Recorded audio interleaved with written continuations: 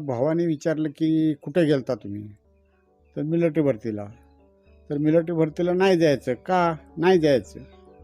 मग त्याने मला घरातून बाहेर गाठलं त्यांनी. आमच्या घरात राहायचं नाही, मिलिटरीमध्ये भरती व्हायचं झालं तर आमच्या घरी राहायचं नाही. विदाऊट तिकीटचं मी लोकलनी आलो. पण लोकलनी येतेवेळी काय झालं, मी तिथे टीसीला बघून उलट्या बाजूनं उडी मारली. रेल्वेतून खाली दोन्ही ट्रॅकच्या मध्ये पडलो. अशी एकूण माझी ऑपरेशन 10 ऑपरेशन झालेले आहेत आत्तापर्यंत. हाय हॅलो मंडळी, आपण गेल्या एपिसोडमध्ये पाहिलं या गावचे आबा ज्यांच्या समस्या होत्या काही, आपण त्यांना भेटलो, त्यांच्या समस्या जाणून घेतल्या. आता आपल्याला त्यांच्या वैयक्तिक आयुष्याकडे वळायचं आहे. त्यांचं वैयक्तिक आयुष्यही खूप प्रेरणादायी आहे. मला तर खूप मजा आली त्यांचं अनुभव ऐकताना. तर मला असं वाटतं हे तुमच्याशी शेअर करावं, म्हणून हा व्हिडिओ तुम्ही शेवटपर्यंत नक्की पहा, तुम्हालाही नक्की आवडेल.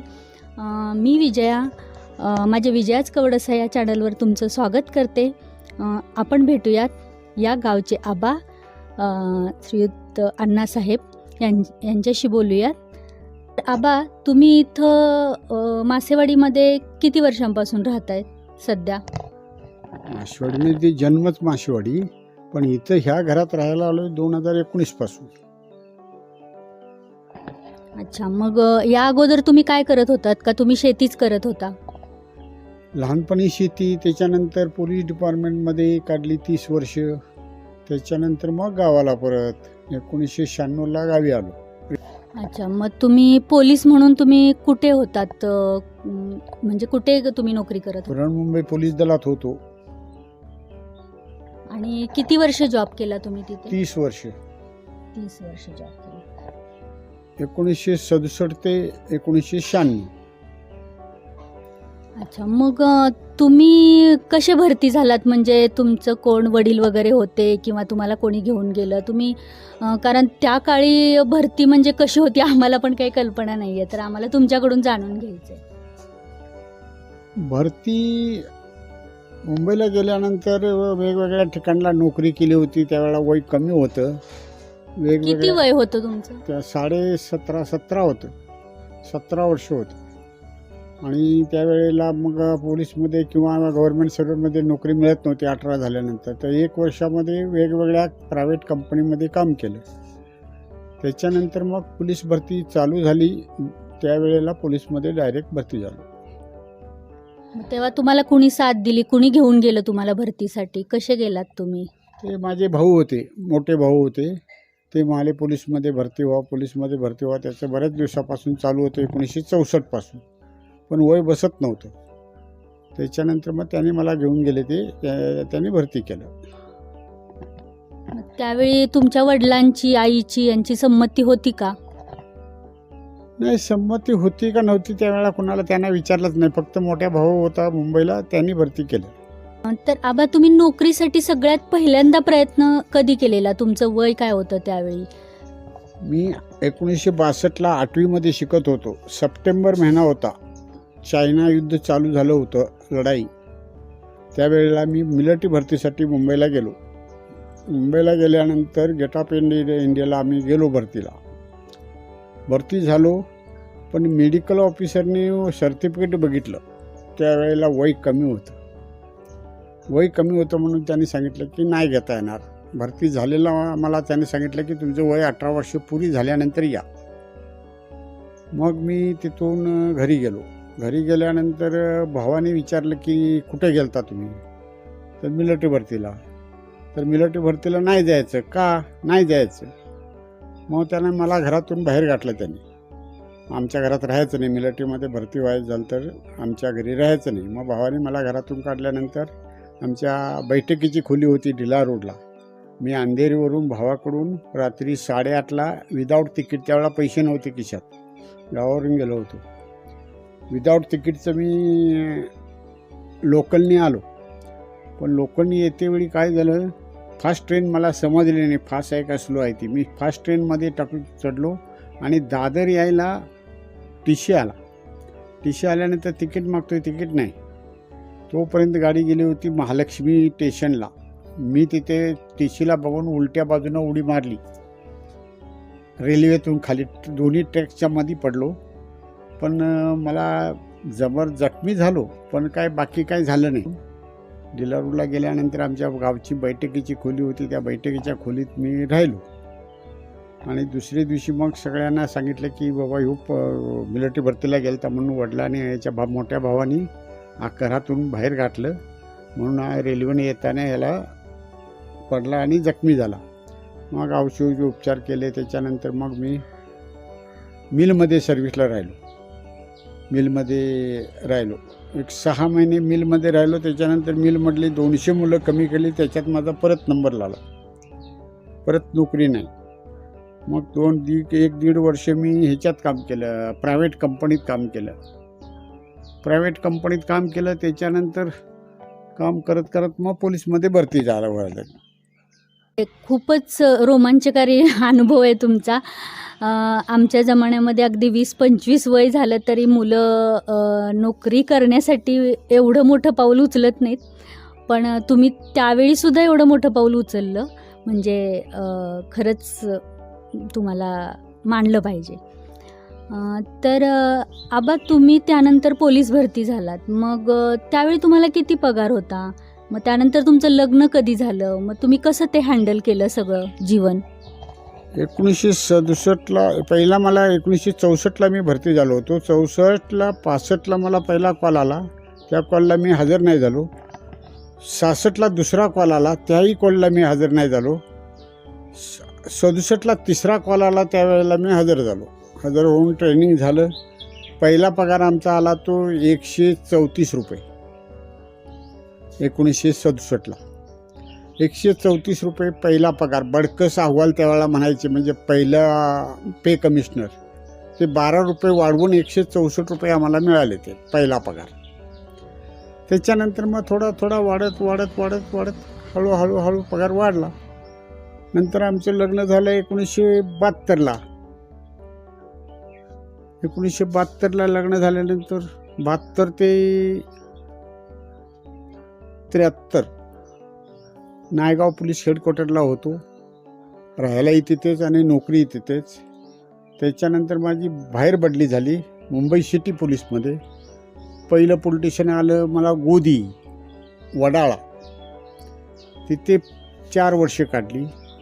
त्याच्यानंतर मला मिळालं पायधुणी, ताडदेव, भाईखळा, नंतर SB1, SB2, लास्टला क्राईम ब्रँच CIDला लास्टला 1996ला माझी बदली झाली.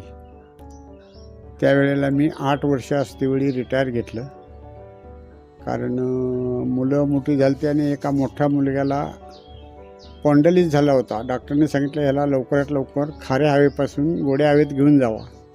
म्हटल्यानंतर त्याच्यासाठी आम्ही गावाला आलो 8 वर्ष रिटायर अगोदर घेऊन 1996ला. मुंबई पोलिसांच्याबद्दल खूपच काही ऐकले पहिल्यापासून. म्हणजे मुंबई पोलिसांच्या बऱ्याचशा अशा स्टोऱ्या ऐकलेल्या आहेत ज्या अगदीच म्हणजे मोठ्या मोठ्या गुन्ह्यांचं त्यांनी पर्दाफाश केलेला आहे. तर तुमचा पण असा एखादा छानसा अनुभव असेल ना, की तुम्ही कसं एखाद्या आरोपीला, एखाद्या गुन्हेगाराला किंवा एखाद्या क्रिमिनलला, जो काही असेल ते, त्यांना कसं तुम्ही पकडलं, किंवा तुम्हाला एखादा असं थरारक अनुभव असेल तर तो आम्हाला सांगा ना, आम्हाला ऐकायला आवडेल नक्कीच. साधारण 1978ला एक आरोपी पायधुनी पलटण रोड, गोदी, येलो गेट या 4 पोलीस स्टेशनला वॉन्टेड होता. अम्माशा दुल्लाप्पा दुल्ले म्हणून एक मद्रासी आरोपी होता. तो वॉन्टेड होता. 9 पोलीसवाल्यांना त्यांनी इंज्युर्ड केलं होतं टक्कर मारून, आणि तो जवळजवळ 6 महिने मिळत नव्हता. एक दिवशी आम्ही रात्री 4 वाजता गेलो. आम्ही 4 जण होतो. 4 वाजता गेलो आणि तो लोखंडी बाजारमध्ये हातगाडीवर झोपला होता. त्याला आम्ही 4 दिशेने गेलो, पण 2 पोचले नाहीत. मी त्याला पकडल्यानंतर त्याचे केस मिळाले मला, पण तो फार ताकदवान होता. ताकदवान होता म्हणून मला त्याला कंट्रोलमध्ये राहत नव्हता. इतक्यात माझा जोडीवाला आला. आम्ही दोघांनी त्याला धरलं, परंतु ते एवढा ताकदवान होता 4 लोकांना, कारण 9 लोकांना त्यांनी पोलीसवाल्यांना अगोदर इंज्युर्ड केलेलं होतं. त्याच्यातून मी त्याला एवढे केस त्याचे माझ्या हातात मजबूत मिळाले होते, तो सुटला नाही. आणि माझी कपडे सगळी त्यांनी फाडून टाकली, माझ्या जोडीवाल्याची कपडे सगळी फाडून टाकली. सकाळ 4चा टाईम होता. मग नंतर कुणीतरी आजूबाजूच्या लोकांनी मदतीला जवळजवळ 1000-2000 लोक होते, पण कुणी आले नाहीत. एवढ्यात वायरलेस आली तिथे. कंट्रोल रूमने वायरलेस पाठवली. वायरलेसने आल्यानंतर पोलीसवाले कोण आणि आरोपी कोण हे समजत नव्हतं, कारण पावसाचे दिवस होते, सगळे राड झालो होतो. चिखल सगळा माकला होता हाताला, तोंडाला, कपड्यांना. कपडे नव्हती आमच्या अंगात, त्यांनी फाडली होती आमची कपडे. त्या आरोपीला नेलं, पकडून नेलं पोलीस स्टेशनला, पायधुनी पोलीस स्टेशनला, आणि 3 वर्षासाठी त्याला तडीपार केलं. त्याला सजा झाली, 2 वर्षाची काहीतरी सजा झाली. तो अनुभव त्यापूर्वी आयुष्यभर आठवणीत राहण्यासारखा आहे.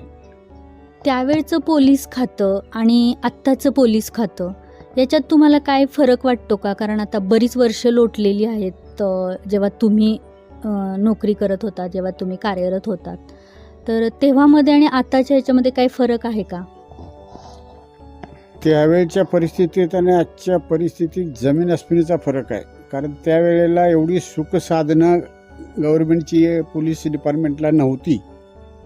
आत्ता पुष्कळशी सुखसाधनं आहेत. मोबाईल आले, बाकीची साधनं आली, गाड्या आल्या. त्यावेळेला आम्हाला गाड्या पण मिळत नव्हत्या. पेट्रोलिंग करायला लागायचं. सगळं पायी पेट्रोलिंग करायला लागायचं. रात्री 12 ते सकाळी 5 पायी चालत जायला लागायचं सगळ्या गल्लीतून. तेव्हा गुन्हेगारावर दबाव असायचा पोलीसचा, वचक असायची. ती आता एवढी वचक राहिलेली नाही, कारण आता पेट्रोलिंग कोण पायी करतच नाही. त्यावेळेला अशी परिस्थिती नव्हती. तर तुम्हाला काय वाटतं की आत्ताच्या पोलिसामध्ये काय त्यांनी करायला पाहिजे? त्यावेळच्या पोलिसात आणि आत्ताच्या पोलिसात त्यावेळेचा पगार तरी फार कमीच होता. मी रिटायर 1996ला झालो, त्यावेळेला मला 4000 पगार होता. आणि आत्ता आज पोरगा भरती झालेला त्याचा 40,000 पगार आहे. त्यावेळेला साधनं कुठलीही नव्हती. आत्ता प्रत्येकाकडे गाडी आहे, साधनं आहेत, बाकीचे सगळ्या सोयी आहेत. एवढा त्यावेळेला नव्हतं. पण त्यावेळेला जनतेचा पोलिसावर फार विश्वास होता, आदर होता. सगळ्या ह्याच्यामध्ये जनतेमध्ये आदर होता पोलिसांच्याबद्दल. कुठूनही कशी खबरी मिळायची, गुन्हेगार लगेच तो पकडला जायचा. ते खबरी आता दिसत नाहीत. आता सध्याच्या ह्याला आरोपी 2-2, 3-3 वर्षे वॉन्टेड असतात, पण ते खबरी मिळत नाहीत आता.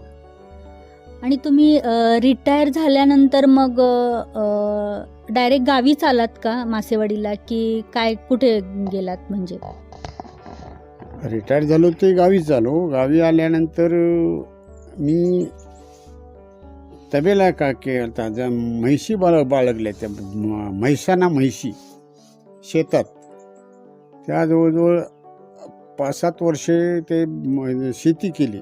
10 वर्षे शेती केल्यानंतर थोडं काहीतरी आजारपण आल्यानंतर आम्ही पुण्याला गेलो. पुण्याला गेल्यानंतर 2 मुलं, मी आणि मुलगी, असे तिघेही पुण्याला गेलो आम्ही. पुण्याला तिथेही आम्ही मेस चालू केली. मेस 4 वर्ष चालवली. नंतर मुलं सर्व्हिसला लागली तिथे. त्याच्यानंतर हॉटेल चालवली 2-4 वर्ष. आणि मुले सगळी स्थिर झाल्यानंतर मग आता वाटलं की परत गावाला जावं. आपली वडिलांची शेती आहे, शेतीकडे थोडं लक्ष द्यावं म्हणून परत गावी आलो 2019ला. आणि तेव्हापासून शेती करतोय. तर मंडळी, का आपण जो मागचा व्हिडिओ पाहिला यांचाच, जे त्यांच्या आपण समस्या जाणून घेत होतो तो, तर त्यावेळी तुम्ही पाहिलं त्यांनी जिथं झाडं लावलेली आहेत, जिथं डोंगराळ भाग आहेत, तिथं तुम्हाला आश्चर्य वाटेल की हे जेव्हा सांगत होते की मी रिटायरमेंटनंतर काही दिवस गावी आलो, त्यावेळी ते त्या डोंगराळ भागपडी टाकून राहत होते. ते, त्यांची मिसेस आणि गावातल्या लोकांकडूनच ही खबर कळाली की त्यावेळी त्या ठिकाणी राहण्याचं धाडस फक्त ह्या माणसाने दाखवलेलं आहे. मला पण आश्चर्य वाटलं त्यावेळी, कारण की जंगली जनावर असताना तिथं राहण्याचं धाडस करणं एवढं सोपी गोष्ट नाही आहे. पण यांनी ते धाडस केलं, ते तिथं राहिले. आपण तो काल व्हिडिओ पाहिलेला आहे, तिथले डोंगर पाहिलेले आहेत, तिथं पाणी, लाईट वगैरे कशी आहे हे देखील पाहिलेलं आहे. पण यांनी तिथं राहून दाखवलेलं आहे. तुम्हाला इथं भीती नाही का वाटत की जनावर येतील किंवा चोर येतील किंवा काय असं? भीती ही लहानपणापासूनच नाही आहे मला वाटतं. कारण मी दुसरीला असते वेळी 1956ला संयुक्त महाराष्ट्राचा चळवळ चालू झाली. त्यावेळेला आम्हाला रोज 10 गावं दिली जायची शाळेतल्या मुलांना, की मुंबई, बेळगाव, कारवार, धारवाड, निप्पाणी, हुबळी सह संयुक्त महाराष्ट्र झालाच पाहिजे. त्याच्यात आम्ही रोज 10 गावं फिरायची गडिंग्लज तालुक्यातली. असे 6 महिने आम्ही केले त्यावेळेला 1956 ते 59पर्यंत. 60ला तेव्हा महाराष्ट्र झाला. त्यावेळेला संपूर्ण संयुक्त महाराष्ट्राच्या चळवळीत आम्हाला लहान मुलांना प्रत्येक 4 गावे, 2 गावं, 10 गावापर्यंत रोज प्रचार असायचा. मुंबई, बेळगाव, कारवार, धारवाड, निप्पाणी, हुबळीसह संयुक्त महाराष्ट्र झालाच पाहिजे. त्याच्यापासून ती भीती ही नाहीच आहे. कुठे डोंगरात राहिलं काय, शहरात राहिलं काय, घरात राहिलं काय, रात्र काय आणि दिवस काय, भीतीही नाही. तुमची मुलं तुम्ही म्हणतात सर्व्हिसला आहेत, तर मग त्यांनी कसं तुम्हाला इथं राहू दिलं? म्हणजे त्यांना नाही वाटत का तुमची काळजी की तुम्ही इथं एकटे राहतात वगैरे असं? नाही, आम्ही आत्तापर्यंत त्यांच्यासाठी जगलो. आता आमच्यासाठी, आम्ही जगायसाठी, आम्हाला पाहिजे तसं राहण्यासाठी आम्ही गावी आलो आहे. आणि गावी शेत, घर, गाव ह्याच्यासाठी अगदी आनंदात इथं राहतो आहे. इथं मुलं आता मोठी झालेत, मुलांची मुलं मोठी व्हायला लागलीत. त्याच्यापासून आता त्यांच्याकडे बघायची काय एवढी काय आवश्यकता नाही. त्यांना सांगितलं की आम्ही जोपर्यंत हातपाय चालतात तोपर्यंत आम्ही गावी निवांत राहतो. थोडं काय प्रॉब्लेम झाला तर पुण्याला जाऊन येऊन असतोय आम्ही. तुम्ही एवढं सगळं करता आहात, पण तुमच्या तब्येतीचं काय रहस्य आहे? म्हणजे तुमचं आता एज एवढं झालेलं आहे, तर त्यामध्ये तब्येतीच्या पण थोड्याफार तक्रारी चालू होतात. तर तुम्हाला तसं काय आहे का? तब्येतीच्या तक्रारी तरी आहेतच. तब्येतीला तक्रार नाही असं कधी नसतंय.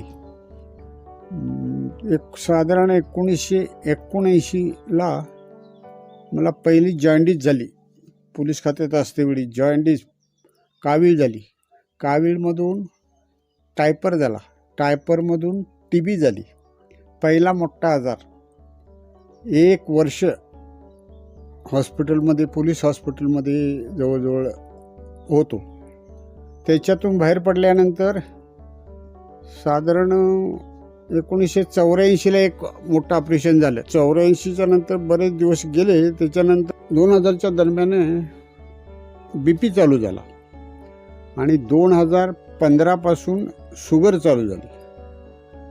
पहिलं ऑपरेशन मणक्याचं झालं 2015ला, दुसरं झालं 18ला, तिसरं झालं 19ला, चौथं झालं 22ला. अशी एकूण माझी ऑपरेशनं 10 ऑपरेशन झालेले आहेत आत्तापर्यंत. पण ऑपरेशन केल्यानंतर जास्तीत जास्त 8 नाही तर 15 दिवस मी जाग्यावर असतोय. त्याच्यानंतर मी जाग्यावर बसून किंवा कुठलंही पथ्य पाळत नाही. आपलं चालत राहायचं, फिरत राहायचं. ऑपरेशन झालं म्हणून तेच डोक्यात घेऊन मी कधी बसत नाही. त्याच्यापासून किती मला मेडिसिनचा प्रॉब्लेम झाला तरी माझं रुटीन नेहमीसारखं चालू असतं. तर तुमचं रोजचं रुटीन काय आहे? म्हणजे रोजचे सकाळी तुम्ही उठल्यापासून तुमचं झोपेपर्यंतचं तुमचं रुटीन कसं असतं? नंतर सकाळी उठून 5:30च्या नंतर आंघोळ पाणी आटपल्यानंतर सकाळी 10 वाजता शेताला जाणं, संध्याकाळी 4:30-5ला शेतातून घरी येणं, काय शक्य असेल ते काम करणं, संध्याकाळी 4-4:30-5ला घरी येणं. हे रुटीनचं रेग्युलर चालू असते. त्याच्यात काय फरक नाही. तुम्ही आता पुढं काय करायचं ठरवलंय भविष्यात? पुढे वनशेती आवडीचा विषय आहे. वनशेती, आमचा गाव चारी बाजूनी जंगल असल्या कारणानं रानटी जनावरं, नीलगाई, गवे, रानडुक्कर, माकड, वानर ह्यांचा प्रॉब्लेम आहे. त्याच्यापासून बाकीची शेती करता येत नाही, म्हणून वनशेती करायची. मीही करणार, माझ्या गावातल्या लोकांनाही सांगणार आणि आजूबाजूच्या लोकांनाही सांगणार वनशेती करा. म्हणून आम्ही मोहोगणी, आफ्रिकन मोहोगणी झाडाची सुरुवात केलेली आहे लावण्याची. हळूहळू वर्षाला टप्प्याटप्प्यानं वाढवत जाणार आणि जोपर्यंत हातपाय चालते फिरते आहे तोपर्यंत त्याच्यावरती पूर्ण लक्ष केंद्रित करत राहणार. तर तुमच्याशी बोलून आणि तुमचे अनुभव ऐकून खरंच एवढं छान वाटलं की आमच्या सगळ्या प्रेक्षकांना सुद्धा हे नक्की आवडेल ऐकायला. आणि तुम्हाला भेटून मी 2 दिवस झालं तुमच्यासोबत इथं आहे. बऱ्याचशा गोष्टी प्रेक्षक हो मी त्यांच्याकडून शिकली आहे. त्यांनी मला बरेचसे रस्ते दाखवलेत की त्यांच्या वेळी ते केवढे म्हणजे अगदी जंगलातून ते कसे जात होते, जिथं आता मोठे मोठे रस्ते झालेत, लोक सहज गाड्या येतात जातात, पण त्यावेळी ते कसे पायी जात होते येत होते. आणि बऱ्याच छोट्या छोट्या गोष्टी अजून अशा आहेत ज्या सगळ्या मी तुम्हाला नाही सांगू शकत किंवा प्रूव्ह नाही करू शकत त्याचं, म्हणून मी तो विषय नाही घेतला. पण खूप काही त्यांच्याकडून शिकण्यासारखं आहे. तुम्हाला हा एपिसोड आवडला तर मला नक्की सांगा. आपण परत त्यांच्याशी, म्हणजे मी एवढी इम्प्रेस झाली आहे की मी कधीही इकडे आले तर त्यांना भेटल्याशिवाय जाणार नाही आणि बरंच काही त्यांच्याकडून शिकायचं ठरवलं आहे मी. तर आपण आपल्या चॅनलवर त्यांनी येऊन त्यांची माहिती दिली, त्यांचे अनुभव सांगितले, म्हणून आपण त्यांना धन्यवाद म्हणूयात. व्हिडिओ कसा वाटला? आवडल्यास लाईक करा, शेअर करा आणि कमेंट करायला विसरू नका. माझ्या चॅनलवर नवीन असाल तर सबस्क्राईब नक्की करा आणि बेल बटन प्रेस करा, म्हणजे माझे नवीन व्हिडिओज सर्वप्रथम तुम्हाला दिसतील. धन्यवाद.